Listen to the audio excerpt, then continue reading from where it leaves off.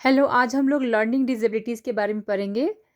Ability means होता है क्षमता और डिसेबिलिटी मीन्स होता है अक्षमता। इसका डेफिनेशन है learning disability is a difficulty in learning specific academic skills despite having normal और average intelligence and receiving appropriate teaching. इसमें ये कहा जा रहा है कि डिसेबिलिटी इज़ वो क्या डिसेबिलिटी क्या है, एक डिफ़िकल्टी है मीन्स प्रॉब्लम है। डिफ़िकल्टी प्रॉब्लम मतलब मुश्किल, ठीक है। बच्चे को एक स्पेसिफिक एकेडमिक स्किल ये स्कूल में जो पढ़ाया जाता है, पढ़ना सिखाया जाता है, लिखना सिखाया जाता है, कैलकुलेशन करना सिखाया जाता है, इन सब चीज़ों में बच्चे को डिफ़िकल्ट आता है डिस्पाइट हैविंग नॉर्मल और average intelligence and receiving appropriate teaching. बच्चे को अच्छे से टीचिंग मिल रहा होता है, एजुकेशन मिल रहा होता है और उसका इंटेलिजेंस लेवल भी नॉर्मल होता है या एवरेज होता है, फिर भी उसमें एकेडमिक स्किल्स का प्रॉब्लम हो सकता है किसी पर्टिकुलर किसी भी स्पेसिफिक एरिया में, स्पेशल एरिया में आ सकता है प्रॉब्लम, लेकिन उसका इंटेलिजेंस लेवल नॉर्मल ही रहता है। So are learning disability is not the same as low intelligent. इसका मतलब ये नहीं है कि लर्निंग डिसेबिलिटी है बच्चे में तो आपने मान लिया है कि उसका इंटेलिजेंस लेवल एकदम कम है या नहीं है, उसमें एकदम बहुत ही कम है, एवरेज भी नहीं है, नहीं। उसमें उसका इंटेलिजेंस लेवल एकदम नॉर्मल रहता है, समटाइम्स एवरेज रहता है, फिर भी उसमें डिसेबिलिटीज़ देखा जाता है या देखा गया है। सो इसका टाइप्स को पढ़ते हैं, इसके जो भी टाइप्स है उसको हम लोग बस समझेंगे। सो पहला टाइप्स में है डिसलेक्सिया। डिसलेक्सिया किसको बोलते हैं, इसमें क्या प्रॉब्लम आते हैं बच्चे को सीखने में, किस तरह के सीखने में प्रॉब्लम आते हैं। सो इसमें बच्चे को डिसलेक्सिया में डिफ़िकल्टी इन रीडिंग, रीडिंग करने में प्रॉब्लम आते हैं बच्चे को। चाइल्ड में read slowly, mix up letters, बच्चे धीरे धीरे बहुत स्लो प्रोसेस से स्लोली रीड करना सीखते हैं और उनका ये जो प्रोसेस है बहुत धीरे धीरे होता है, ठीक है। और उन वो लोग लेटर्स को मिक्स भी करते हैं, जैसे बी को डी, डी को बी, पी को क्यू, क्यू को पी, पी ऐसा पढ़ते हैं। और ये नंबर्स के साथ भी हो सकता है, सिर्फ यहाँ लेटर का एग्जांपल दिया लेकिन नंबर्स के साथ भी हो सकता है। आपने देखा होगा कितनी बार बच्चे टू को हाँ कुछ और पढ़ते हैं, 22 को टू पढ़ेंगे, उल्टा लिखते हैं, 6 को 6 पढ़ते हैं, समटाइम 7 पढ़ते हैं, ठीक है। अगर हिंदी इंग्लिश अगर काउंटिंग सिखा रहे तो फिर उसमें बच्चे लोग मिक्स करके पढ़ते हैं। सो ये सारी प्रॉब्लम्स आती है डिसलेक्सिया में। इसका स्किप वर्ड्स, हाँ बच्चे वर्ड को भी स्किप कर देते हैं, स्किप मीन्स छोड़ छोड़ के पढ़ना, ठीक है। और have trouble understanding what they read, उनको वो लोग रीडिंग अगर कर भी ले रहे हैं तो उसको समझने में उन्हें प्रॉब्लम आता है। हैव ट्रबल, उनको मुश्किल आती है अंडरस्टैंडिंग, समझने में, व्हाट दे रीड, उन्होंने जो भी पढ़ा है उसको। टीचर शुड, टीचर को क्या करना चाहिए इसमें, give extra reading practice, use large print and phonic, be patient and encouraging. अब कोई बच्चा बहुत स्लो लर्नर है, वो धीरे धीरे लर्निंग कर पा रहा है और वो बहुत सारे गलतियां करके सीख रहा है, तो बहुत सारे टीचर हैं जिनको गुस्सा आ जाता है, लेकिन इसमें गुस्सा नहीं करना है, एग्रेसिव नहीं होना है, बच्चे को प्रोत्साहन देना है, इनकरेज करना है सीखने के लिए, ठीक है। और एक्स्ट्रा रीडिंग प्रैक्टिस के लिए टाइम देना पड़ता है। और जो भी जिस भी वर्ड में लेटर्स में जो भी प्रॉब्लम आ रहे हैं या डिजिट में प्रॉब्लम आ रहा है उसको बड़ा लार्ज सा प्रिंट करवाइए या फिर उसको ड्राइंग बनवाइए। टीचर्स को पता होना चाहिए कि किस बच्चे का क्या प्रॉब्लम है और उसका सॉल्यूशन क्या है। तो according to children teacher should teach them, ठीक है।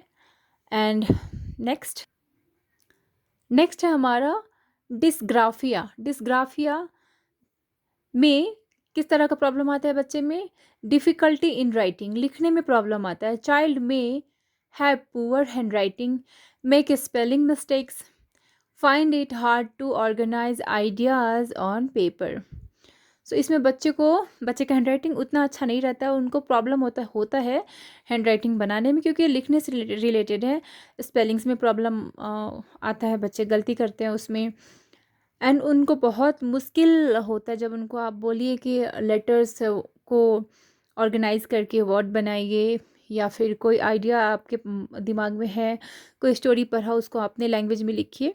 इस तरह का बच्चे को प्रॉब्लम आता है। ये लिखने से रिलेटेड डिफ़िकल्टीज़ है, जिसको डिस्ग्राफिया बोलते हैं। टीचर को क्या करना चाहिए इसमें, ऐसे कंडीशन में teacher should allow extra writing time, teach letter formation, ठीक है, and accept oral answer when appropriate. So पहला है अलाउ एक्स्ट्रा राइटिंग टाइम। बच्चे से जितना ज़्यादा हो सके उतना उसको राइटिंग टाइम देना चाहिए, उससे राइटिंग करवाना चाहिए। टीच लेटर फॉर्मेशन, लेटर्स के थ्रू वर्ड बनाना सिखाना चाहिए, ताकि उसमें वो प्रैक्टिस के थ्रू वो लर्न कर पाए। और except oral answer when appropriate, ठीक है। ओरली बच्चा अगर आंसर कर रहा है उसको एक्सेप्ट करना चाहिए, ज़रूरत पड़े अगर तो ओरली सवाल जवाब भी करना चाहिए, पूछना भी चाहिए, ठीक है। और अगर वो अपने मन से कुछ बता भी रहा है तो उसको भी एक्सेप्ट करना चाहिए। तीसरा है हमारा डिसकैलकुलिया, जिसको कैलकुलेशन से आप याद रख सकते हैं ये वर्ड। इसमें मैथमेटिक्स नंबर से रिलेटेड बच्चे में प्रॉब्लम आती है, डिफ़िकल्टी इन मैथमेटिक्स, इसलिए इसका नाम है डिसकैलकुलिया, ठीक है। Child may struggle with addition, subtraction, multiplication. बच्चे में एडिशन मीन्स जोड़ना, घटाना, गुना करना, इन सब से प्रॉब्लम होता है, क्योंकि ये नंबर से रिलेटेड, मैथ्स रिलेटेड प्रॉब्लम है बच्चे में। और कंफ्यूज मैथमेटिकल सिंबल, वो कंफ्यूज हो जाते हैं, प्लस माइनस है ना, डिवीजन और जो भी साइन है उसमें सिंबल में कंफ्यूज हो सकते हैं बच्चे। Find it difficult to understand place value, place value, बच्चे को प्लेस वैल्यू समझने में भी प्रॉब्लम्स आते हैं, ठीक है। और ऐसे कंडीशन में टीचर को क्या करना चाहिए, teacher should use concrete material like breads और ब्लॉक्स और एनी ऑब्जेक्ट्स। जैसे कंक्रीट मटेरियल मीन्स क्या होता है, जो फिज़िकल फॉर्म में है। जैसे अब बच्चे को सर्कल सिखाना है तो आप रोटी बना के सिखा सकते हैं, है ना। बच्चे को अगर स्क्वायर सिखाना है तो स्क्वायर शेप का आप क्यूब के थ्रू सिखा सकते हैं, या फिर खुद से बना सकते हैं किसी भी चीज़ का और बता सकते हैं ये स्क्वायर का ऐसा ऐसा ऐसा होता है। और आप कोई भी ऑब्जेक्ट यूज़ करके बच्चे को सिखा सकते हैं। जैसे किसी बच्चे को एडिशन सिखाना है तो आप चॉकलेट ले लीजिए, या बहुत सारा कोई भी जो भी ऑब्जेक्ट आपके पास अवेलेबल हो, या फिर बच्चे को जिसमें इंटरेस्ट हो वो ले लीजिए, उसको मिलाना सिखाइए, मिलाने के बाद ज़्यादा होता है तो इस तरह से टीचर हेल्प करते हैं जिन बच्चों को न्यूमेरिकल मैथमेटिकल प्रॉब्लम्स होते हैं, इस तरह से सिखाया जाता है, ठीक है। Teach one concept at a time, एक बार में एक ही चीज़ को सिखाना चाहिए, ज़्यादा सिखाइएगा तो फिर कंफ्यूज हो जाएगा बच्चा।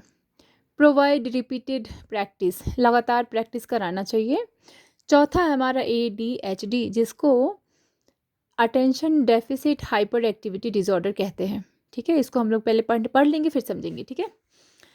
सो attention deficit hyper activity disorder में क्या सिम्टम्स आते हैं, difficulty paying attention, hyper activity, impulsivity and poor time management. पहला है डिफ़िकल्टी पेइंग अटेंशन।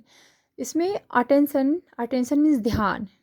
आप बच्चे को बोलोगे कि बैठो यहाँ पे और ये चीज़ करो, कंप्लीट करो, और वो नहीं कर पाएगा क्योंकि वो ध्यान नहीं दे पा रहा है। वो चाहेगा तब भी वो नहीं कर पाएगा, ध्यान दे नहीं पाता है, एक जगह वो बैठ नहीं पाएगा, एक चीज़ को बहुत देर तक वो नहीं कर पाता है। सो यही प्रॉब्लम है इसमें, डिफ़िकल्टी पेइंग अटेंशन, ध्यान नहीं दे पाता है। Hyper activity means always moving, वो हमेशा कुछ ना कुछ इधर उधर करते रहता है, क्योंकि वो ध्यान नहीं दे पा रहा है तो हमेशा इधर उधर मूव करते रहेगा। एंड इम्पल्सिविटी मीन्स हो गया एक्ट विदाउट थिंकिंग, वो कुछ भी करता है बिना सोचे समझे बच्चा करने लगता है, रिजल्ट के बारे में नहीं सोच पाता है वो। पुअर टाइम मैनेजमेंट, टाइम भी मैनेजमेंट नहीं कर पाता है बच्चा। सो एग्जाम्पल क्या है, लीव्स द सीट फ्रीक्वेंटली। अब बच्चों को एक जगह बैठाए या फिर ट्रैवल करा रहे तो वो एक जगह सीट पे बैठ ही नहीं सकता है, बार बार इधर उधर, इधर से यहाँ से वहाँ, वहाँ से यहाँ, ऐसा ऐसा जाने लगता है, ठीक है।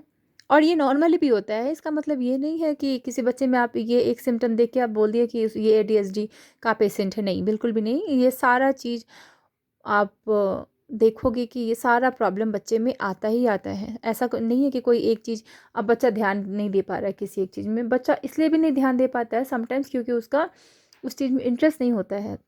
तो अब कोई बच्चा ऐसा कर रहा है तो आप ये नहीं बोल सकते कि एडीएचडी है बच्चे में, नहीं, ये बहुत क्रॉनिक लेवल पे होता है तब।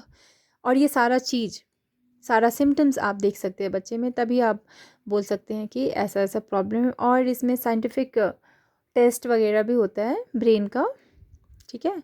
बाद में हम लोग ब्रेन में कोई भी डिजीज़ का पता लगाने के लिए किस किस टेस्ट का यूज़ किया जाता है, या फिर बॉडी में उसके बारे में भी पढ़ेंगे, टेस्ट के बारे में, लेकिन अभी सिर्फ डिसेबिलिटीज़ के बारे में पढ़ रहे हैं। सो इंटरप्ट्स अदर, दूसरे को बार बार जाके, अगर एक जगह आप एक कमरे में बच्चे के साथ है वैसे बच्चे के साथ, तो वो बार बार जाके इधर उसको इंटरप्ट करेगा और किसी को इंटरप्ट करेगा, मतलब शांति से नहीं बैठता है। Can not focus on task for long, एक चीज़ पे वो बहुत लंबे समय तक नहीं फोकस कर पाएगा, नहीं कर पाता है। तो टीचर को क्या करना चाहिए ऐसे कंडीशन में? Teacher should sit the child near the teacher, give short and clear instructions, break work into small task, ठीक है। जो भी काम बच्चे को मिलता है वो छोटे छोटे टुकड़े में बच्चे से करवाना चाहिए। एक ही बार में बहुत लंबा टाइम तक अटेंशन को पे करने वाला या बैठ के करने वाला बच्चा नहीं कर पाता, इसलिए इसको छोटे छोटे पार्ट में बच्चा कर सकता है, उससे करवाया जाता है, ठीक है, स्मॉल स्मॉल पार्ट में। और बहुत ही क्लियरली उसको इंस्ट्रक्शन दिया जाता है और टीचर बैठते हैं बच्चे के सामने तभी वो कर पाते हैं, अदरवाइज़ नहीं हो पाता है। सो नेक्स्ट देखते हैं। सो एडीएचडी में बच्चे को प्रेज़, पॉजिटिव बिहेवियर के लिए उसको उसका सराहा भी जाना चाहिए। बच्चा ने किसी कोई अगर छोटा सा काम कंप्लीट किया है तो आप उसको प्रेज़ करेंगे, ठीक है, उसको आप इनकरेज करेंगे ताकि वो और अच्छे से आगे और थोड़ा डिफ़िकल्ट टास्क भी कर पाए। ये धीरे धीरे स्टेप बाय स्टेप होता है, उसके बिहेवियर में चेंज लाने के लिए ये सारा चीज़ कराया जाता है जो बच्चे के ब्रेन डेवलपमेंट में हेल्प करे, ठीक है, अटेंशन को पे कर पाए, क्योंकि जब उसमें इंटरेस्ट आएगा तो वो ऑटोमेटिक अटेंशन देना स्टार्ट कर देता है। सो पांचवा है हमारा autism spectrum disorder. Autism spectrum disorder, इसमें क्या होता है? ASD, चिल्ड्रन में have difficulty with social interaction, communication, understanding emotions, eye contact, and adapting to changes in routine. इसमें बच्चे को क्या क्या प्रॉब्लम आता है? सोशल इंटरेक्शन, समाज में बच्चा ठीक से इंटरेक्ट नहीं कर पाता है, ठीक है। और कम्युनिकेशन, कम्युनिकेशन मीन्स बातचीत, वो सोसाइटी में हो या स्कूल में हो या फ्रेंड्स के साथ हो, इसमें बच्चे को प्रॉब्लम आता है। अंडरस्टैंडिंग इमोशन, इमोशन को वो समझ नहीं पाता है बहुत जल्दी, उसमें ये प्रॉब्लम रहता है। आई कांटेक्ट, वो आई कांटेक्ट भी नहीं कर पाता है, ऐसे टाइप के बच्चे जिसमें ये ऑटिज़म देखा गया है।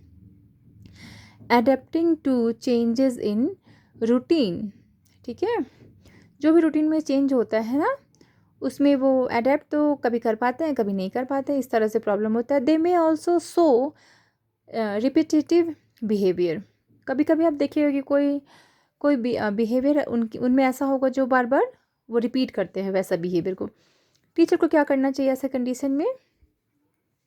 मेंटेन अ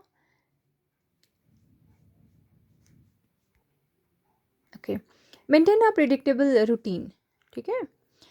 प्रिडिक्टेबल मीन्स जिसको प्रिडिक्ट किया जाए पहले से। प्रिडिक्ट मीन्स होता है फ्यूचर के बारे में पहले जान लेना, ठीक है, या फिर बच्चे का बिहेवियर देख के आप बता सकते हैं कि आगे किस तरीके से ये बच्चा कर पाएगा और इसके लिए कौन सा रूटीन, किस तरह से हम लोग चीज़ों को ऑर्गेनाइज कर सकते हैं जो इसको हेल्प करे, ठीक है। Use visual is support, visual means देखना, ठीक है, support. Give simple instruction, simple instruction देना। And encourage interaction without focusing it, ठीक है। बच्चे को इंटरेक्शन करने के लिए एनकरेज करना, लेकिन फोकस नहीं करना है, ठीक है। बिना फोकस किए कि इम्प्रूवमेंट करना है, ट्रीटमेंट करना है, ये सारा चीज़ जो बच्चे में चेंजेस लाने के लिए किया जाता है, ये सब नॉर्मली वे में होता है। बच्चे को दिखा के स्मॉल स्मॉल रूटीन के थ्रू ये सारा टीचर को पहले प्रिडिक्ट करना पड़ता है, ठीक है। एंड सिंपल, बहुत ही सिंपल तरीके से चेंजेस लाया जाता है, एक ही बार नहीं पूरा लोड दे दिया जाता है। सो चलिए अब नेक्स्ट देखते हैं। 6 है हमारा intellectual disability. Intellectual disability means होता है meaning a child has significantly below average intellectual functioning along with limitation in adaptive skills। इसमें कहा जा रहा है our children has significantly below average intellectual functioning means एक एवरेज, जैसे इंटेलिजेंस लेवल, ठीक है, 90 मान लेते हैं हम लोग, ठीक है। तो 90 को एवरेज माना गया, 90 से ऊपर अच्छा बहुत बेस्ट माना गया है, और 90 से नीचे जो होगा वो एवरेज लेवल से नीचे होगा, ठीक है। तो इसमें कहा गया below average intellectual functioning along with limitation in adaptive skill. तो उसमें ये एवरेज लेवल से भी कम इंटेलिजेंस देखा जाता है बच्चे में, और उसको ये अडेप्ट करने में किसी भी स्किल्स को बहुत प्रॉब्लम्स आते हैं बच्चे में, ठीक है। इसीलिए इसको इंटेलेक्चुअल डिसेबिलिटी बोला गया है। कैरेक्टरिस्टिक क्या है इसका? लर्न्स मोर स्लोली, बहुत ज़्यादा स्लोली, क्योंकि इसका एवरेज लेवल से भी ज़्यादा कम है इंटेलिजेंस लेवल, इसीलिए बहुत ही स्लोली लर्न करता है, बहुत ज़्यादा नॉर्मल नहीं है ये। नीड्स रिपीटेड प्रैक्टिस, बहुत ज़्यादा प्रैक्टिस चाहिए, बार बार बार बार। So may need support in daily living skill, हर एक चीज़ के लिए सपोर्ट चाहिए इसको, ऐसे तरह के बच्चे को। सो टीचर को क्या करना चाहिए इस ऐसे कंडीशन में? टीच इन स्मॉल स्टेप्स, बहुत छोटे छोटे स्टेप्स में हर एक चीज़ को सिखाया जाता है। यूज़ सिंपल लैंग्वेज, एकदम सिंपल तरीके से लैंग्वेज सिखाया जाता है। Simple word, simple word, sentence forming, ये सारा चीज़ बहुत ही सिंपल तरीके से होता है, साधारण तरीके से होता है। Give repeated practice and encouragement, ठीक है, बार बार लगातार प्रैक्टिस होते रहता है और इनकरेज किया जाता है। अगर बच्चा थोड़ा भी इम्प्रूव कर रहा है तो उसको, बच्चा को प्रोत्साहन दिया जाता है, प्रोत्साहित किया जाता है, ताकि वो और अच्छे से इम्प्रूव कर पाए और सारी चीज़ों में। सो दे नीड ब्रॉडर सपोर्ट, उनको बहुत ज़्यादा सपोर्ट चाहिए जिनको इंटेलेक्चुअल डिसेबिलिटी है। So thank you so much, ये था हमारा लर्निंग डिसेबिलिटी।